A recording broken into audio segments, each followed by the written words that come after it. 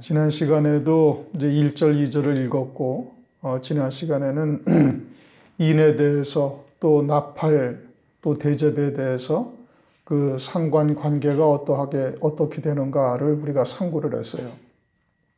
인, 나팔, 대접이 그냥 순서대로 전개되는 것이 아니라 인과 나팔은 동일한 사건을 다른 시각에서 바라본 것이고, 이제 마지막 7번째 나팔 또는 7번째 인이 떼어지는 것은 결국은 7 진노의 대접이 쏟아지게 되어지는 것을 말하고 있다. 이제 이것을 우리가 성경을 통해서 6장, 계시록 6장, 계시록 8장, 또 계시록 9장, 계시록 11장을 통해서 그 인과 나팔이 특별히 다섯째 인과 다섯째 나팔이 동일한 사건이다. 그래서 그것을 통해서 우리가 인, 나팔, 대접의 상관관계를 이제 살펴보았고, 이제 그것을 정확하게 깨닫지 못하면은 요한계시록이 다 뒤죽박죽이 돼버려요.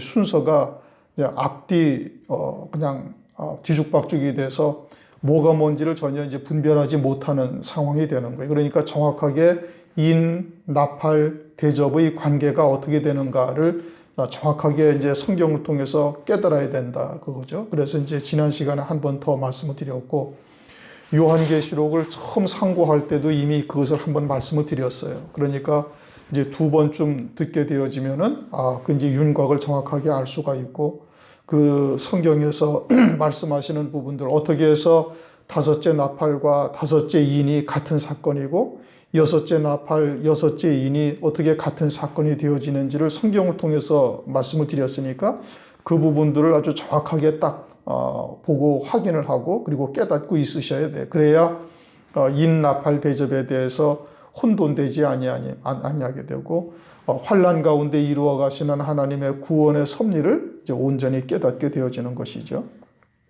이제 오늘은 이제 첫 번째 인을 이제 우리가 살펴봅니다.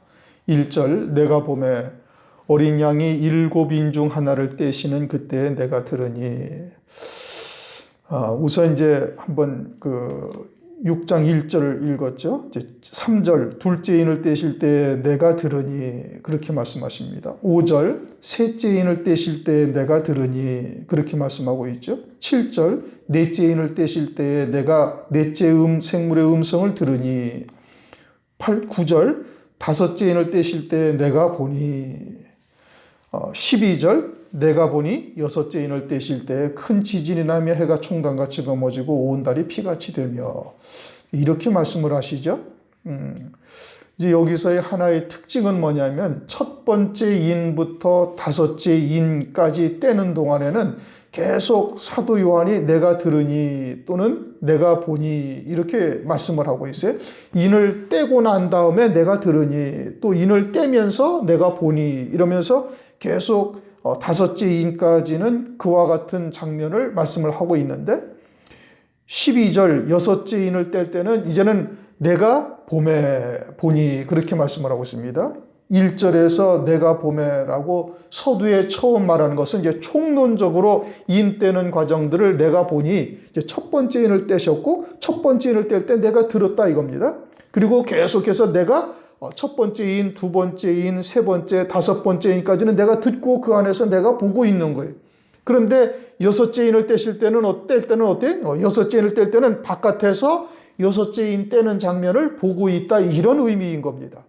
다른 말로 하면 사도 요한에게는 다섯째 인까지는 사도 요한과 직접적인 관계가 있는 인 떼는 장면인 것이고, 여섯째 인을 떼실 때는 사도 요한과는 상관이 없는, 다시 말하면 금초대 교회로서 환난 날에 어린 양의 생명책에 농명이 된 자들에게는 다섯째 인까지 관계가 되어지는 것이고, 여섯째 인 또 여섯째 나팔, 즉 후 3년 반 하나님의 진노의 심판이 시작되어진 때로부터는 금초대 교회와는 상관이 없는 거예요. 그러니까 멀리 떨어져서 이미 자기에게는 구원이 이루어졌고, 그때 내가 보니 여섯째 인을 떼는데 지진이 나며 해가 총단같이 검어지는 것을 내가 이렇게 보고 있다, 이 뜻인 겁니다.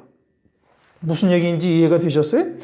1절에 내가 보매라는 것은 전체적인 7인을 떼시는 장면을 이제 사도 요한이 성령으로 감화 감동케 해서 보고 있는 것이. 그런데 그 안에 첫째 인을 뗄 때 내가 들으니, 또 둘째인을 뗄 때도 내가 또 들으니, 셋째인, 넷째인, 다섯째인 때까지 내가 들으니, 내가 보니 하면서 그 인이 떼어지는 장면과 사도 요한과 다 관계가 있다라는 뜻이고, 여섯 번째 인을 뗄 때는 내가 들으니, 여섯째 인을 떼고 나니까 내가 들으니 또 내가 보니 이런 것이 없이 이제는 거기서 벗어나서 여섯째 인을 떼는데 해가 총단같이 검어지고 이러하더라라는 것을 사도 요한이 보고 있다, 이런 의미예요. 이제 그 상황에서 사도 요한은 벗어나서 하늘에서 그냥 보고 있다, 이 뜻인 겁니다. 이것은 금초대 교회에 속한 자들에게 이 첫 번째 인, 두 번째, 세 번째, 네 번째, 다섯 번째, 여섯 번째 인이 어떻게 관계가 되는지를 지금 사도 요한을 통해서 우리에게 설명해 주고 있는 거예요. 그러니까 사도 요한과 같은 금초대 교회, 진리의 교회, 해를 입은 여자와 같은 이와 같은 진리 안에 있는 자들에게는 다섯째 인까지는 그게 다 진리의 교회의 구원과 관계가 되어져 있는 거지만, 여섯째 인부터는 이것은 하나님의 진노의 심판이 이루어지는 과정이기 때문에 이것은 금초대 교회의 성도들과는 상관이 없는 거예요. 그러니까 하늘에서 이루어진 구원 안에서 이제 내가 보니까 해가 총단같이 검어지고 온 달이 피같이 되며 하늘의 별들이 무화과 나무가 대풍에 흔들려 선과실 떨어지는 것처럼 떨어지는 것이 보였다, 이 뜻인 겁니다. 다시 말하면은 다섯째 인까지는 금초대 교회에 해당된다라는 뜻이고, 여섯째 인부터는 금초대 교회와는 상관이 없는 일이다. 이제 그것을 기록하신 하나님의 뜻이 무엇인지를 문맥을 보고서 잘 살펴봐야 되는 것이죠. 그러면서 내가 봄에 어린 양이 일곱 인 중 하나를 떼시는데, 그 일곱 인 중 하나를 떼시죠. 그것이 첫 번째 인인 겁니다. 왜 첫 번째 인이냐? 구절을 보면 둘째 인을 떼실 때 이렇게 말씀하시잖아요. 둘째 인을 떼실 때라니까 이제 1절에서 떼는 인은 몇 번째 인이에요? 첫 번째 인을 떼시는 거예요. 일곱 인 중 하나를 떼시는 그때 내가 들으니 내 생물 중 하나가 우레같이 소리를 발하되 오라. 내 생물 중 하나. 내 생물 중 하나는 어떤 생물이에요? 첫째 생물이죠. 왜요? 3절에 보면 둘째 생물, 둘째 인을 뗄 때 둘째 생물이 말하니까 첫 번째 인을 뗄 때는 어떤 생물이 말하겠어요? 첫째 생물이 말한다, 이겁니다. 그런데 생물이라는 것을 우리가 계시록 4장에서 우리가 말씀하고 있죠. 계시록 4장을 한번 보십시다. 계시록 4장 7절을 보면은 그 첫째 생물은 사자 같고, 둘째 생물은 송아지 같고, 셋째 생물은 얼굴이 사람 같고, 넷째 생물은 날아가는 독수리 같은데 그렇게 말씀하고 있어요. 여기 첫째 생물은 뭐와 같다? 사자와 같다, 이겁니다. 생물은 살리는 일을 하는 존재, 영적인 존재죠. 그룹, 스락과 같은 것인데, 성령 하나님께서 살리시는 일을 하는데 이 생물을 통해서 살리시는 일을 하는 거예요.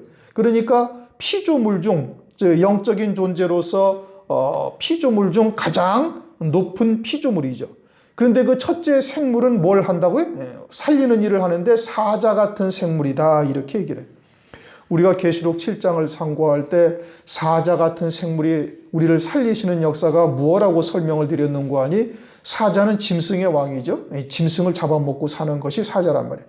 그렇죠. 그와 같이 영적인 의미로 우리 안에 짐승, 존귀에 처하나 깨닫지 못하는 짐승과 같은 길로 걸어가고자 하는 속성들을 이 첫째 생물이 어떻게 잡아먹어 버리는 거예요. 다시 말하면 그와 같은 것을 믿음으로 이겨나갈 수 있도록 우리에게 은혜를 베풀어 주셔서 산자로서의 생명의 길을 걸어갈 수 있도록 한다, 이겁니다. 그게 첫째 생물로서 하는 일이에요. 그래서 첫째 생물이 첫 번째 인을 딱 떼실 때 첫째 생물이 뭐라고 얘기해? 우레 같은 소리로 오라, 그렇게 말한단 말이에요. 이게 오라. 그러면 첫째 생물이 하는 일이 뭐라고요? 짐승의 소욕들, 육체의 소욕들을 갖다가 죽이는 일을 하는 거예요. 첫째 생물로. 그게 우리를 살리시는 일이다, 이겁니다. 그러면 우리가 육신의 소욕, 우리의 옛사람의 정과 욕심을 못 받게 하시는 곳으로 우리를 부르시는 거예요. 그곳에 와서 다시 한번 우리로 하여금 정과 욕심을 못 받게 하고 옛사람으로 살고자 하는 그러한 소욕들을 십자가에 못 박게 하는 일들을 하는 것이죠. 그러면 그와 같은 첫째 생물이 살리는 일을 하는 곳으로 우리를 오라, 그렇게 말씀하시는데, 그럼 그곳이 어디냐? 예수님이 십자가에 달리신 골고다 언덕인 겁니다. 요한계시록 19장 17절 저희가 예수를 맡음에 예수께서 자기의 십자가를 지시고 해골 히브리 말로 골고다 하는 곳에 나오시니 저희가 거기서 예수를 십자가에 못 박을새 다른 두 사람도 그와 함께 좌우편에 못 박으니 예수는 가운데 있더라. 예수님이 십자가의 언덕, 골고다 언덕에서 십자가에 못 박혔어요. 좌우에 두 사람과 함께 못 박혔어요. 그 의미는 뭐예요? 좌우에 있는 자들의 죄값으로 주님께서 십자가에 못 박혀 죽임당하신 것을 말씀하시는 것이고 우리의 죄의 몸이 예수와 함께 죽었음을 말하는 거예요. 예수님이 죄가 있어서 십자가에 죽임당하신 것이 아니라 우리의 옛사람이 예수와 함께 죽었음을 우리가 믿는 것이죠. 그러니까 첫째 생물, 사자 같은 생물로 살리시는 역사는 우리의 짐승과 같은 속성들, 옛사람의 정과 욕심, 옛사람, 육체의 소욕들을 못 받게 하는 곳으로 우리를 오라 하시는데 그 오라는 곳이 어디냐? 그건 예수님이 십자가에 달리신 곳으로 오라는 거예요. 그래서 주님의 십자가를 볼 때마다 우리의 정과 욕심을 못 받게 되어지고 주님의 십자가에 달리신 그 고통을 생각할 때마다 우리의 육신의 소욕들을 정과 욕심을 못 박는 일을 하게 하는 곳이다 이겁니다. 그렇게 해서 우리를 살리시는 일을 하는 것이에요. 뭐가? 첫째 생물이 그러한다 이겁니다. 그러면서 오라 하는 소리가 어떻게 들렸다? 우레 같은 소리로 들렸다 이겁니다. 천둥 소리가 들리면은 세상의 모든 소리를 다 잠재우는 것이죠. 그처럼 세상의 논리 또는 육신적인 생각들을 다 잠재우고 하나님의 뜻만 세워지도록 우리 안에 역사를 하시는 거예요. 그러니까 그와 같은 살리시는 은총을 입기로 예비된 자들에게는 하나님께서 우레소리와 같은 소리로 우리에게 말씀하시는 것이 들린다 이겁니다. 그 소리가 내게는 마치 우레소리처럼 들리는 거예요.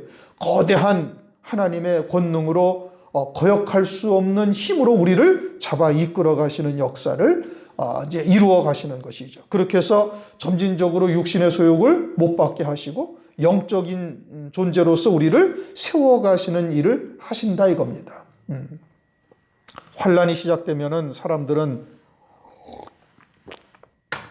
대부분 어마어마한 어떤 천재지변 또는 기이한 일들이 벌어지는 것으로 생각하는데 그것이 아니라 환란이 딱 시작되면은 하나님께서 첫째 생물로 우리를 살리시는 일을 하는 거예요. 우리는 대부분 사람들은 다 이제 자기 중심적 사고를 합니다. 자기는 합리화시키는 거예요. 뭐를? 자기의 신앙을 합리화시켜요. 그러니까 이제는 첫째 부활의 영광, 환란을 통해서 이루실 하나님의 뜻이 무엇인지를 깨닫고 이제 그와 같은 말씀을 가지고 신앙생활을 5년이고 10년이고 20년이고 했으면은 자기의 신앙은 대부분 다 이제 순교의 신앙에 서 있다라고 대부분 다 생각을 한다 이겁니다. 아는 것과 믿는 것은 다르다고 이미 여러 차례 말씀을 드렸어요. 지식으로 말씀을 가지고 있는 것과 믿음으로 삶 가운데 그 열매가 나타나는 것은 전혀 다른 거예요. 믿음의 사람은 반드시 그 삶 가운데 신앙생활 가운데 그 열매가 나타나게 되어져 있는 것이죠. 그런데 그냥 한 10년 15년 들으면은 자기가 이미 순교의 신앙에 서 있다고 착각들을 많이 한다 이겁니다. 그러니까 환난 날이 딱 되어지만 하나님께서 그와 같이 아직도 못 받지 못하는 정과 욕심, 옛사람의 소욕들을 가장 먼저 못 받게 해서 살리시는 일을 하는 거예요. 자기는 순교의 신앙에 돼 있다라고 생각할지 모르지만 하나님이 보시기에는 전혀 아닌 거예요. 예수님 당시에 유대인들은 어땠어요? 자신들은 아주 신실한 하나님의 백성이라고 아주 자타가 인정하고 있었던 거거든요. 근데 주님이 보시기에는 아니에요. 막 회칠한 무덤이다, 독사의 새끼들이다, 어마어마한 영속을 책망을 하시죠. 평토장한 무덤이다. 오늘날도 역시 마찬가지다 이겁니다. 그러니까 첫째 생물로서 우리의 정과 욕심을 온전히 못 받게 해서 그리스도의 신부로서 합당한 자리에 세우시는 일을 하시는 거예요. 그것이 첫째 생물로서 첫 번째인이 떼어지면은 나타나는 역사다 이겁니다. 막 천재지변이 나고 무슨 경천동지할 어떤 일들이 벌어지고 막 이런 것이 아니에요. 환란이 딱 시작되면 첫째 생물로서 살리시는 일을 하는 거예요. 택하신 자들에게 하나님의 말씀이 막 우레소리처럼 들려가지고 그 말씀에 강권적으로 압도되어져서 이끌림 받을 수밖에 없도록 그렇게 해서 정과 욕심을 온전히 못 받고 영적인 생명으로만 사는 존재로 하나님께서 바꾸어 가시는 거예요. 그게 하나님께서 우리에게 첫 번째인으로 나타나시는 역사다 이겁니다.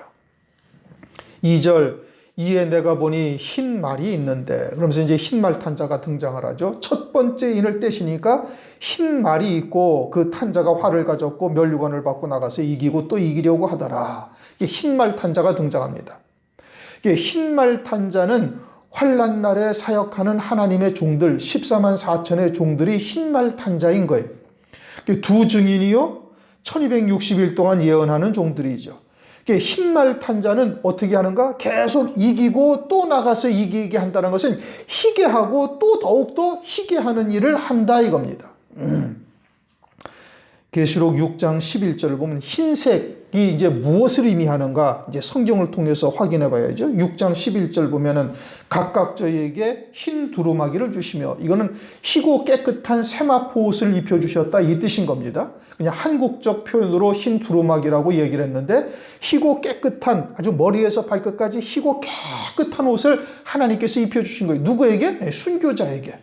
또 계시록 19장 8절 보시면은 어린 양의 아내가 예비되었는데 8절 그에게 허락하사 빛나고 깨끗한 세마포를 입게 하셨은즉, 그러니까 어린 양의 아내들은 아주 빛나고 깨끗한 세마포를 입게 하시는 거예요.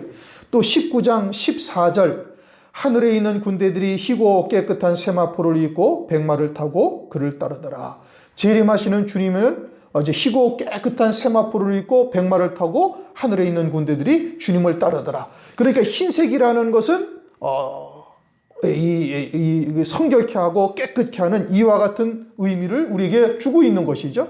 그러니까 두 증인이 들어와 가지고 두 증인이 등장을 해서 하는 일이 뭐예요? 희게 하고 또 희게 하는 거예요. 이기고 이기더라. 이기게 하고 이기고 또 나가서 이기려고 하더라라는 것은 하나님의 백성들에게 복음과 진리의 말씀을 증거해서 환난 날에 이루실 구원의 말씀을 증거해서 그들로 하여금 흰 옷 입은 자가 되게 하는 거예요. 그것이 흰 말이란 말이에요. 말이라는 것은 전장터에서 예전에 이제 말을 타고 싸우잖아요. 이게 말이라는 짐승은 두려움을 몰라요. 뒤로 물러서질 않아요. 그럼 막 전장터에서 그 피비린내가 나는데도 그냥 막 달려가는 것이 말의 특징이란 말씀이죠. 그러니까 말을 가지고서 전장터에 나가서 이제 사용을 하고 있는 것이죠.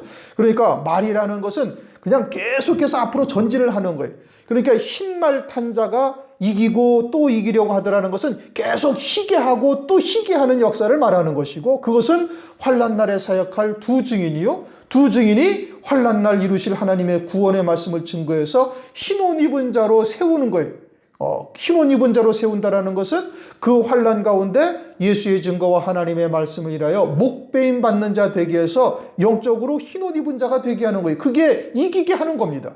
육신의 목숨은 그들한테 죽임당할지 모르지만 영적으로는 그게 승리하는 것이죠. 그러니까 흰 말 탄 자는 계속해서 나가서 이기고 또 이기게 하는 역사예요. 그게 희게 하고 또 희게 하는 역사를 나타내고 있다 이겁니다. 그러니 환난이 시작되어지면 가장 먼저 등장하는 것이 첫 번째 생물로서 짐승의 소욕들을 갖다가 죽이게 하는 역사를 하고, 다시 말하면 영적인 존재로서 온전한 새 피조물로서 살게 할 뿐 아니라 두 증인 14만 4천의 종들이 등장을 해가지고 환난 가운데 이루실 하나님의 구원의 말씀을 증거해서 저들로 하여금 희게 하고 또 희게 하는 역사를 이루어가는 것. 이게 환난 날 첫 번째 인이 떼어졌을 때 나타나는 것이지요. 그러면서 그 탄자가 뭘 가졌다? 활을 가졌다. 이렇게 말씀하셔요. 그러니까 두 증인이 증거하는 진리의 사랑의 활인 겁니다. 활이라는 것이 전쟁용 무기인데 실제 뭐 활을 가지고 싸우겠어요? 그것은 영적인 의미를 가지고 있는 것인데 어떤 의미를 가지고 있는가? 창세기를 한번 보십시다. 활이라는 것이 뭘 말하는가? 창세기 49장을 보시면은 창세기 49장 22절 23절 22절부터 24절 보시겠습니다. 요셉은 무성한 가지 곧 샘 곁에 무성한 가지라 그 가지가 담을 넘었도다. 활 쏘는 자가 그를 학대하며 그를 쏘며 그를 군박하였으나 요셉의 활이 도리어 견강하며 그 팔이 힘이 있으니 야곱의 전능자의 손을 힘입으리라. 그로부터 이스라엘의 반석인 목자가 나도다. 요셉의 활이 견강해서 다른 사람이 활을 쏘며 그를 학대하였으나, 그를 군박하였으나 요셉의 활이 돌이 견강해서 그를 이겼다, 이런 의미죠. 그러면 요셉의 활이 견강해서 이겼다라는 것이 무엇을 말하는가? 그것은 요셉이 하나님으로부터 꿈으로 계시를 받죠. 그런데 그것을 갖다가 형제들한테 얘기를 하니까 형제들이 미워하고 시기해가지고 요셉을 애굽에 팔아버려요. 애굽에 팔아버려서 애굽에서 17년 동안 종살이하다가 결국은 하나님의 뜻대로 애굽의 총리가 되고, 애굽의 총리가 되었을 때 그 형제들이 쭉 다가와서 이제 양식을 구하러 옵니다. 양식을 구하러 와서 이제 요셉인 것이 이제 알려지게 되어지고, 결국에는 알려지게 되어지니까 이제 어떻게 됐어요? 형들이 이거 큰일 났구나. 이제 우리가 요셉한테 저지른 일이 있으니까 우리는 이제 꼼짝없이 죽었다. 그러는데 요셉은 형들을 전혀 미워하지 않습니다. 창세기 45장을 다시 한번 보십시다. 창세기 45장을 보시면은 7절, 8절을 읽습니다. 창세기 45장 7절. 하나님이 큰 구원으로 당신들의 생명을 보존하고 당신들의 후손을 세상에 두시려고 나를 당신들 앞서 보내셨나니, 그런즉 나를 이리로 보낸 자는 당신들이 아니요 하나님이시라.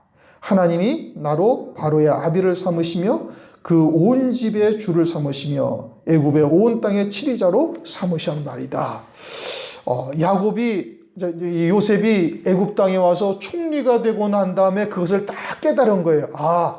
하나님께서 나를 애굽 땅에 총리로 세우시기 위해서 형들로 하여금 미워하고 시기하게 해서 자기를 애굽의 종으로 팔았다. 그러니까 그 형들을 미워하는 것이 아니라 나를 이곳에 보내신 것은 이 7년 흉년의 때에 우리 야곱의 형제들과 그 가족들을 다 보호하시기 위해서 나를 먼저 이곳으로 보내시고 애굽의 총리로 삼으신 것이라는 것을 깨닫는 거예요. 그래서 형들에 대한 미움이나 형들에 대한 원망, 원수를 갚겠다는 생각이 조금도 있지 아니한 거예요.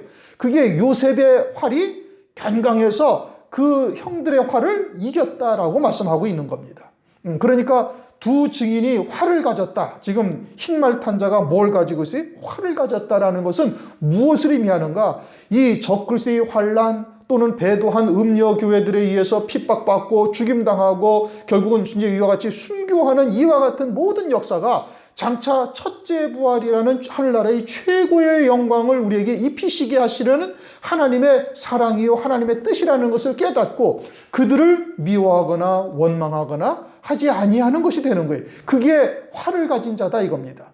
그 요셉의 활이 견강해서 하나님의 힘을 가지고서 이기게 한다는 것은 요셉이 하나님의 진리의 사랑이 무엇인지를 깨달아서 형들로부터 그와 같은 참 분노할 만한 일을 당했지만은 전혀 형들을 미워하지 아니하고 오히려 하나님께서 행하신 역사라는 것을 깨닫고 형들을 전혀 미워하지 않는 것처럼 환난 날에 두 증인들이 그 탄자가 활을 가졌다라는 것은 그와 같은 하나님의 사랑을 깨닫고 환난 가운데 배도한 교회나 또는 적그리스도나 이와 같은 자들에 의해서 비록 죽임은 당한다 할지라도 그들을 미워하지 아니하는 그러한 하나님의 사랑을 깨닫는 거예요. 마치 스데반 집사가 돌로 쳐 죽이고 있는 유대인들을 도리어 위에서 기도하는 것과 똑같은 상황이 되는 것이죠. 그것이 흰말 탄자가 가진 활이다 이겁니다. 그러니까 두 증인이 지금 뭘 증거하고 있는 거예요? 환난을 통해서 이루실 하나님의 구원을 증거하고 있는 거예요. 환난을 통해서 이루실 구원이 뭔데? 첫째 부활이요 어린 양이 아니라는 성도로서는 최고의 영광을 하나님께서 입히시기 위해서 악한 자들을 두시고 배도한 자를 두어서 그들로 하여금 너희들을 갖다가 죽이는 자리에 순교의 자리에 이끌어 가시는 역사라는 것을 깨닫게 되어지면은 도리어 그들을 갖다가 불쌍히 여기며 기도할 수 있게 되는 것이죠. 또 한 가지 활은 이사야서 49장을 한번 보십시다.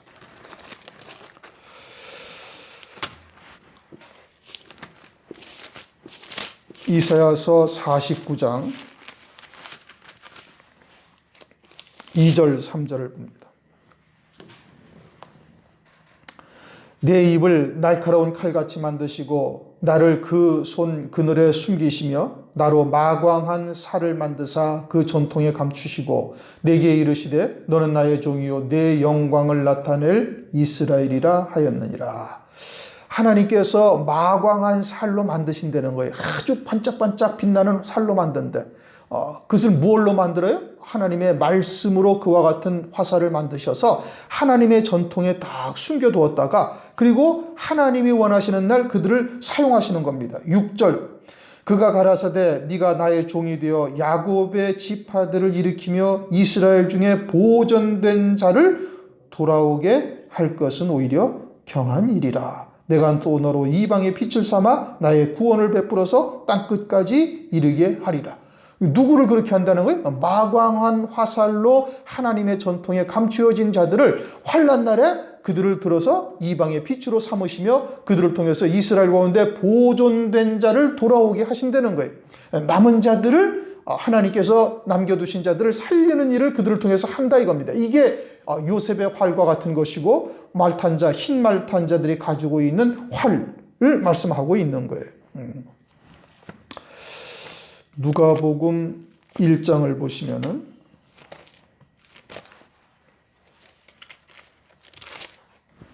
17절 누가복음 1장 17절을 보면 저가 또 엘리야의 심령과 능력으로 주 앞에 앞서가며 아비의 마음을 자식에게 자식이 거스리는 자를 의인의 슬기에 돌아오게 하고 주를 위하여 세운 백성을 예비하리라. 주를 위하여 세운 백성이 있다는 뜻이고 그들을 예비한단 말이에요. 주님에게로 그들을 갖다가 인도할 수 있도록 예비하는 일을 하는 거예요. 누가? 세례 요한이. 세례 요한이 엘리야의 심령과 능력으로, 엘리야의 영과 능력으로. 그런데 엘리야는 주의 초림의 때에 엘리야가 오리라 한 것이 아니라 주의 재림의 때에 엘리야가 오리라. 말라기서 4장 5절 6절을 보면은 크고 영화로운 날이 이르기 전에 엘리야를 내가 선지자 엘리야를 보내리라고 말씀하고 있어요. 크고 영화로운 날이라는 것은 초림하신 주님을 말하는 것이 아니라 재림하실 만왕의 왕, 만주의 주로 오시는 그리스도를 말하고 있는 겁니다. 초림하신 그리스도 앞에 엘리야의 영과 능력으로 이처럼 주를 위하여 세운 백성들을 예비하는 세례 요한을 통해서 그림자적인 계시를 하는 것이고 말세에 환난 날에 흰말 탄 자들이 결국은 뭘 하는 거예요? 흰말 탄 자들이 주를 위하여 세운 백성들을 예비하는 거예요. 무엇을 가지고? 진리의 사랑의 활을 가지고. 그것이 뭐예요? 환난을 통해서 이루실 하나님의 구원의 뜻이 무엇인지 그들이 받게 되어질 하늘에서의 영광이 무엇인지를 온전히 깨닫고 믿는 자가 되어지면은 진리의 사랑으로 그 모든 것을 다 이길 수 있게 하는 거예요. 그것이 두 증인 흰말 탄 자가 뭐를 가졌다? 활을 가졌다. 이렇게 말씀을 하고 있는 겁니다. 그리고 활을 가졌고 면류관을 받고, 면류관이라는 것은 왕관과 다른 겁니다. 면류관이라는 것은 헬라어로 스테파노스라는 단어인데 이것은 어떤 경기에서 이긴 자가 받는 게 면류관인 거예요. 올림픽에서 면류관을 쓰죠. 월계수관을 씌워주잖아요. 그것은 이긴 자, 경기에서 이긴 자들이 받는 겁니다. 왕관은 우리 이제 계시록을 한번 보시면은 계시록 13장을 보시면 13장 1절에 면류관이라는데 13장 1절 내가 보니 바다에서 한 짐승이 나오는데 뿔이 10이요 머리가 7이라 그 뿔에는 10 면류관이 있고 이게 면류관인데 여기서는 디아데마타라는 헬라어로 쓰였어요. 그것은 왕관이라는 뜻인 겁니다. 이게 면류관이 아니에요. 거짓 이 적그리스도는 자기가 그리스도처럼 만왕의 왕 만주의 주처럼 가장을 하고 나타나는 존재이기 때문에 면류관을 쓰질 않아요. 그런데 이제 번역을 잘못해 놓은 거예요. 헬라어는 디아데마타라는 왕관이라는 뜻의 헬라어를 사용한 겁니다. 또 계시록 19장 우리 조금 전에 봤던 계시록 19장 12절에도 보면은 이제 주님이 이 땅에 재림하시는데 12절 그 눈이 불꽃 같고 그 머리에 많은 면류관이 있고, 그 면류관이 아니라 여기도 왕관인 겁니다. 헬라어 원어를 보면 디아데마타라는 왕관이라고 쓰여져 있는데 번역을 면류관이라고 잘못 번역을 해놓은 거예요. 그러니까 주님은 뭘 쓰고 오셔요? 왕관을 쓰고 오시는 거예요. 적그리스도도 뭘 쓰고 나타나서 미혹을 해요? 왕관을 쓰고 미혹을 해요. 그래서 그것은 디아데마타라는 계시록 13장 1절이나 계시록 19장 12절에는 디아데마타라는 헬라어를 쓰였어요. 그건 왕관이라는 뜻인 겁니다. 그런데 이 계시록 6장 2절에는 이건 면류관, 스테파노스라는 면류관이에요. 이건 경기에서 이긴 자예요. 이제 요한계시록을 푸는 자들이 지금 이 흰말 탄 자를 적그리스도로 이야기를 합니다. 적그리스도는 왕관을 쓰지 면류관을 쓰질 않아요. 지가 그리스도처럼 왕처럼 등장을 하기 때문에 왕관을 쓰는 겁니다. 그렇게 면류관을 쓰는 것은 이것은 적그리스도가 아니고, 또 한 가지는 흰색은 적그리스도 마귀와는 상관이 없어요. 마귀는 3절 보면은 4절을 보면은 어떤 말이 나와요? 붉은 말. 또 5절을 보면 검은 말.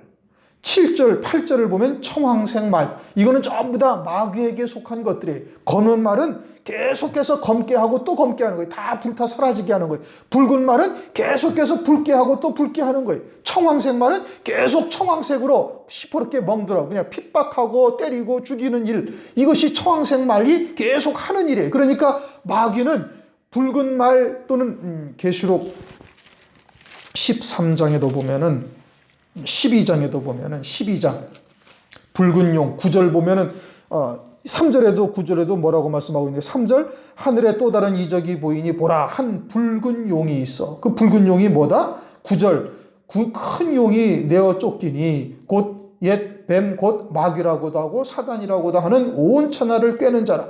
그러니까 붉은색은 누구에게 속하는 거예요? 마귀에게 속한 거예요. 검은색 누구에게 속한 거예요? 마귀에게 속한 거예요. 청황색 누구에게 속한 거예요? 마귀에게 속한 거예요. 그런데 흰말은 적그리스도 마귀가 아니다 이겁니다. 그런데 이제 계시록을 푸는 자들이 이 첫 번째 흰말 탄 자를 갖다가 적그리스도라고 이야기를 하는데 적그리스도가 아니죠. 적그리스도는 흰색과는 상관이 없는 거예요. 흰색은 흰 두루마기를 입혀주시고 희고 깨끗한 세마포 옷을 입고 주님이 흰말을 타고 또 그의 군대들이 흰말 타고 희고 깨끗한 세마포를 입고 오시는 거예요. 그러니까 흰색은 누구에게 상관되는 거예요? 관계되는 거예요? 주님과 두 증인 또는 환난 날에 이기는 자 여기에 관계되는 것이지 적그리스도 거짓 선지자에 관계되는 것이 아니다 이겁니다. 적그리스도 거짓 선지자는 붉은색, 검은색 또는 청황색 말 타고 오는 자들이 그들인 거예요. 그러니까 이것은 적그리스도가 아니고 거짓 선지자도 아니고 거짓 선지자 적그리스도는 이기고 또 이기려고 할 수가 없는 거예요. 이기고 또 이기려고 하더라라는 것은 이미 이겼고 또 나가서 이기려고 하더라 이겁니다. 적그리스도나 마귀 또는 거짓 선지자는 절대 이길 수가 없어요. 세상에서는 이긴 듯이 보이지만 하늘나라에서는 영원한 멸망인 겁니다. 영원히 불타 사라지는 것이고 마귀의 종된 자들은. 그러니까 마귀는 절대 이길 수가 없어요. 이긴다라는 것은 하나님의 종들이요 하나님에서 천사들로 이기고 또 이기려고 하더라. 그러니까 흰말 탄 자는 적그리스도나 마귀 거짓 선지자가 될 수가 없다. 결론은 그거고.